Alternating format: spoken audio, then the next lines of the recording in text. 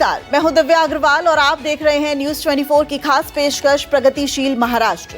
आज हम आपको बताएंगे कैसे महाराष्ट्र में मजबूत होते इंफ्रास्ट्रक्चर से विकास की नई राहें खुलती दिख रही हैं। साइबर अपराधों के खिलाफ सरकार ने कैसा मोर्चा खोला है, किसानों के हित में लिए गए कौन से नए फैसले हैं, सबका विश्लेषण एक ही मंच पर। तो चलिए शुरू करते हैं आज का खास प्रगतिशील महाराष्ट्र। नवी मुंबई इंटरनेशनल एयरपोर्ट जल्द ही जनता को समर्पित होने जा रहा है। डीजीसीए से एयरड्रोम लाइसेंस मिलने के बाद नवी मुंबई इंटरनेशनल एयरपोर्ट अब संचालन के लिए तैयार है। प्रधानमंत्री नरेंद्र मोदी 8 अक्टूबर को इसका उद्घाटन करेंगे।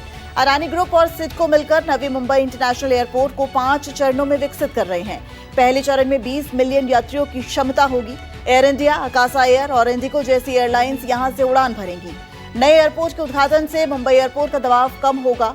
उद्घाटन कार्यक्रम की जानकारी लेते हुए मुख्यमंत्री फडणवीस ने समीक्षा बैठक की। महाराष्ट्र की देवेंद्र फडणवीस सरकार बाढ़ पीड़ितों के साथ मजबूती से खड़ी है। हाल ही में संपन्न हुई कैबिनेट बैठक में बाढ़ प्रभावित क्षेत्र के किसानों और आपदा प्रभावित नागरिकों के लिए सभी राहत और उपाय लागू करने का फैसला लिया गया है।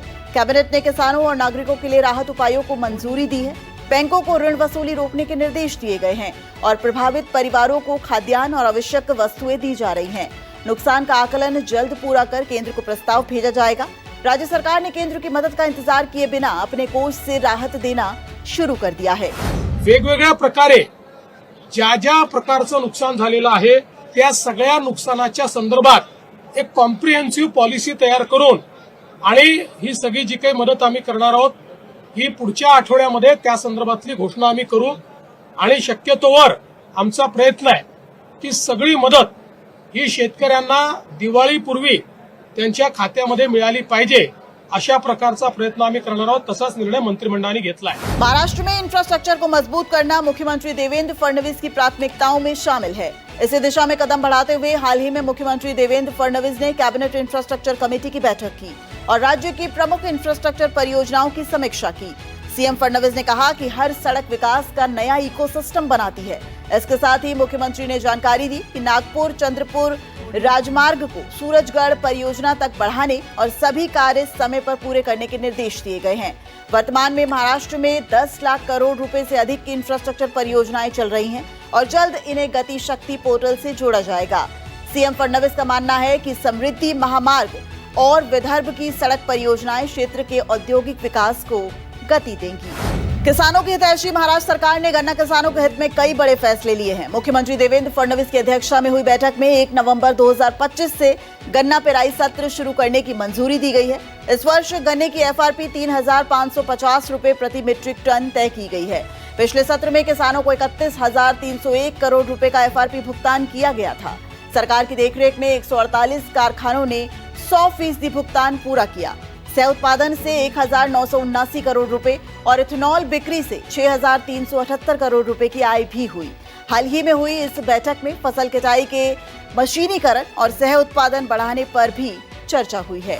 महाराष्ट्र सरकार साइबर अपराधों के खिलाफ सख्ती से काम कर रही है। मुख्यमंत्री देवेंद्र फडणवीस ने कोलाबा स्थित महाराष्ट्र पुलिस मुख्यालय में साइबर जागरूकता माह अक्टूबर 2025 का उद्घाटन किया। इस दौरान उन्होंने गोल्डन आवर का महत्व समझाते हुए कहा कि जिस तरह सड़क दुर्घटना में गोल्डन आवर का महत्व है, उसी तरह साइबर धोखाधड़ी में भी ये गोल्डन आवर महत्वपूर्ण है। जितनी जल्दी आप शिकायत दर्ज कराएंगे, धोखाधड़ी की राशि बचाना और वापस पाना उतना ही आसान होगा।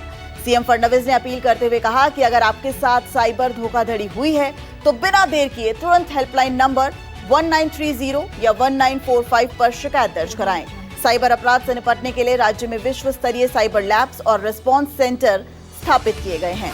महाराष्ट्र में हमने देश का सबसे अच्छा साइबर सिक्योरिटी सेंटर तैयार करके इसका मुकाबला करने की व्यवस्था तो खड़ी करी है, लेकिन उससे ज्यादा महत्वपूर्ण है कि ये क्राइम न हो इसलिए अवेयरनेस तैयार करना, क्योंकि क्राइम होने के बाद हम आरोपी को पकड़ते भी है तब भी जो मेंटल ट्रॉमा है उसको रिवर्स नहीं किया जा सकता। इसलिए हम लोग यह प्रयास कर रहे हैं कि बहुत बड़ा अवेयरनेस कैंपेन हम लोग खड़ा करें।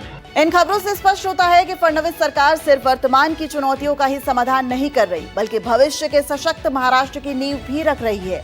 निरंतर निवेश योजनाओं और नीतियों के माध्यम से राज्य के विकास मार्ग को नई मजबूती मिल रही है। यही दूरदृष्टि महाराष्ट्र को प्रधानमंत्री नरेंद्र मोदी के विकसित भारत 2047 के विजन का विश्वसनीय और सक्षम सहयोगी बनाती है।